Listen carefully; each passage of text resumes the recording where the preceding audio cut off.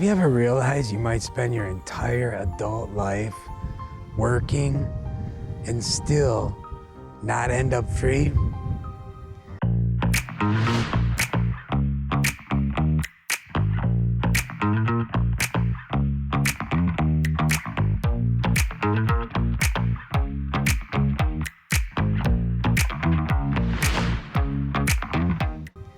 Now, I did everything I felt I should according to my American upbringing. I chased the American dream for over 3 decades. I owned my own business 32 years. From the outside, it looked fairly successful. But the truth is that I didn't build freedom. I built a job. One where I worked 50 to 70 hours a week, carried all the stress, and slowly watched my quality of life just disappear. And here's the part that nobody tells you. Most business owners didn't escape the rat race. They basically just bought a more expensive cage. Now, by the time I was 48, I was exhausted. I felt no happiness, and I was quietly just dreaming of a way out. My name is Joe Rachel, in case you didn't know or ever watch any of my videos.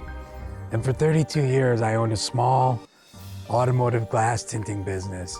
It paid the bills, but over time, it became a grind just to get through the day. Same routine, same pressure, day after day. It didn't feel like freedom anymore. It felt like a prison. And I think a lot of people in America know exactly what that feels like. By that point, I knew something had to change. Then, in late 2018, I was diagnosed with cancer. Now, of course, I survived it, I'm here. But it forced me to face something I've been avoiding for years.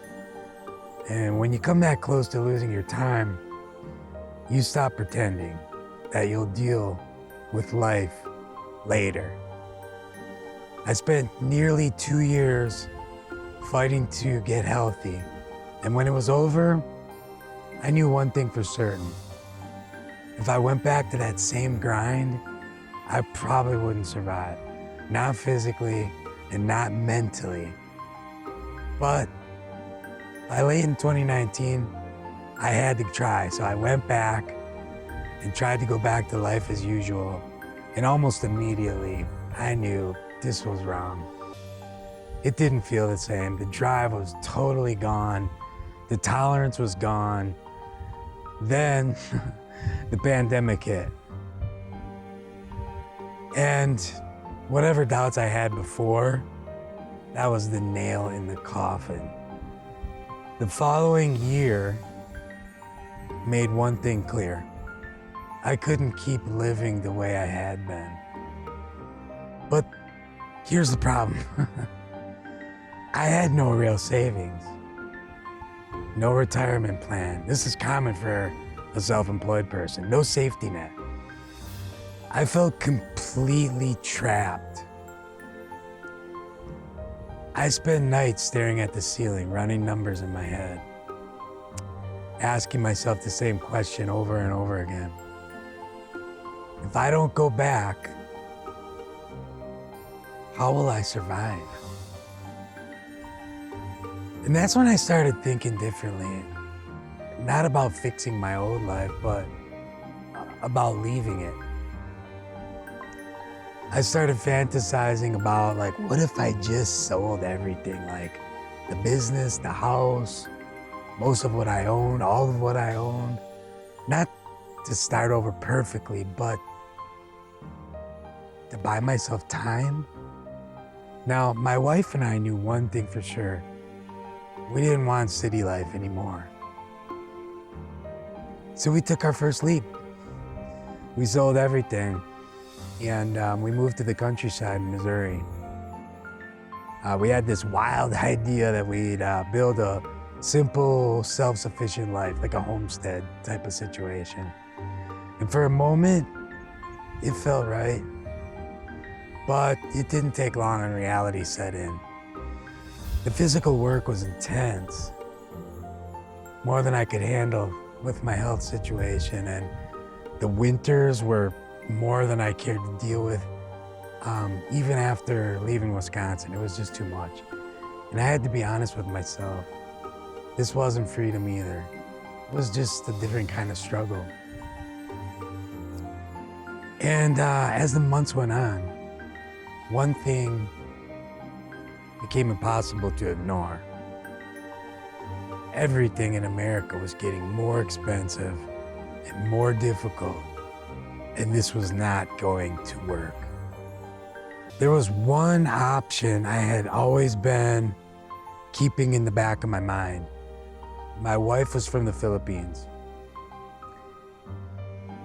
And for years, I thought of it as someday, a place we might retire to if everything worked out in our favor, God willing, right? But sitting there in Missouri doing the math over and over, I realized something uncomfortable. At this rate, someday was never coming.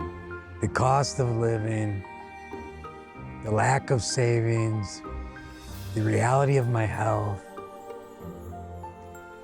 and just as important, the realization that getting my wife back home, considering what I went through, might be the most responsible decision I could make, really for both of us and my children. If I stayed in the US, I'd spend the rest of my life just trying to keep up. And so we started looking at the numbers. And for the first time in my life, the numbers didn't just work. They made sense. They made it possible for us to live and not just survive, at least for a while. And what came next really surprised a lot of people. Most people expect fear in moments like this because of their own lack of, courage or foresight, whatever it might be. For me, it was a sense of optimism I hadn't felt in years. After so many years of pressure and tough seasons, this decision felt right. It felt like a fresh start was finally within reach. And to be honest, the hardest part wasn't the decision. It was the waiting. The next 6 months were slow. Paperwork, planning, letting go. It felt like the transition itself took forever. And I want to be clear, that excitement didn't mean I stopped thinking, responsibly. There were real questions and concerns, like how would I make an income? Would I be able to adjust to the culture in my wife's country? And most importantly, would this be the right decision for our children? Those questions didn't paralyze me. They felt manageable. And for the first time in a very long time, I felt the weight lift off my shoulders. And from that point forward, it was all action. We didn't overthink it. We didn't drag it out. We started doing what had to be done.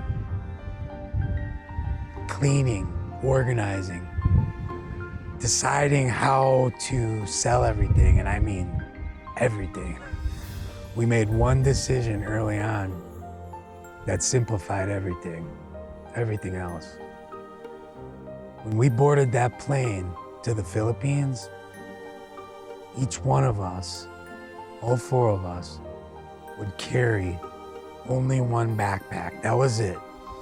No storage unit, no just in case boxes, no safety clutter. Once we were organized, we started selling, at first the big things. Cars, trucks, trailers, equipment. Then came the rummage sales. And there were many, weekly, daily at the end. But slowly but surely, our entire life was liquidated. Some stuff we just gave away and donated to the local church that we attended, the assembly. And that was it. When the dust settled, we had a small amount of money that most people, it wasn't life-changing money. I think it was enough to convince me. It was enough to make a fresh start in a new country. And what I did was I invested it carefully with the hope that it would grow, knowing full well that most people would never consider moving across the world with that amount of money and no real backup plan. But for us, it wasn't reckless, it was intentional. From the moment we committed to the day we boarded the plane, it took 10 months. And by the time we lifted off, there was no part of our old life left behind. Arriving in the Philippines was a challenge. There's no way around that. It was different. It is different. It's a different culture, a different pace. And this wasn't a vacation. I had been here years earlier, but that was completely different. This time, we didn't even know exactly where we were gonna live. There was uncertainty, of course, but we trusted in God. At first, everything feels unfamiliar. You feel out of place. Even simple things take time to figure out. For the first couple of months, we moved around carefully. We were intentional with money, thrifty, learning as we went.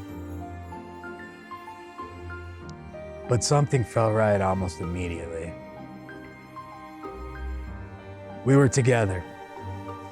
Back in America, I was always running, working to make ends meet, missing time with the family. Here, I'm present, day and night. And that's something I wouldn't even think of trading for anything. Now, eventually we chose a quiet, affordable country lifestyle here, Bukidnon, Mindanao, the Philippines. A place where both parents are always present, where our children are homeschooled, and where our family bond is stronger than it's ever been. Our rent is about $100 a month. We buy food locally from small farmers. We keep things simple, splurge occasionally when we maybe miss a cheeseburger or something. And the investments have held up, thank God. We've been able to pay the bills. I've always loved working on the computer. So I'm making videos with the hope of building an income from that. I'm also studying trading, which seems nearly impossible. Been trading with no real results now for about 2 years, but I'm learning patiently, one step at a time, not rushing it. And honestly, if all else fails, I'll still be content living here simple. Just a simple life. I haven't owned a car in 2 years. We use public transportation.